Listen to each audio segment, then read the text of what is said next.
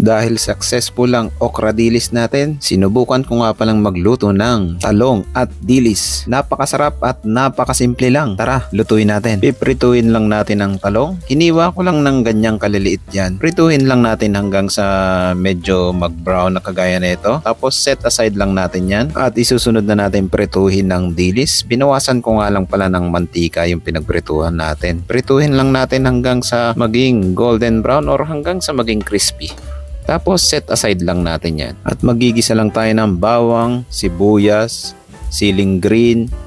Depende sa inyo kung gaano kaanghang ang gusto nyo dito. Gisa-gisahin lang natin yan hanggang sa lumabas yung aroma. Maglalagay din tayo ng kamatis, oyster sauce, brown sugar, konting magic sarap. Depende sa inyo kung lalagyan niyo ng magic sarap or hindi. Tapos gisa-gisahin lang natin yan hanggang sa mag-mix ng maayos. Tapos ilalagay na rin natin ang pinrito nating talong, dilis at haluin lang natin ng dahan-dahan para hindi madurog yung talong. Tignan nyo naman, napakabilis lang neto at napakasarap. Tapos ilagay mo lang sa ibabaw ng kanin at syempre hindi mawawala dyan ang sunny side up. Masarap ang sunny side up lalo na yung medyo malasado at crispy yung ilalim. Napakatakaw nito sa kanin. Kaya subukan mo na. Napakadali lang at napakasarap. Kung may kape ka on the side, napakasarap ihigop sa kape nito after mong kumain nito. At yun lang. See you in my next cooking trip ko.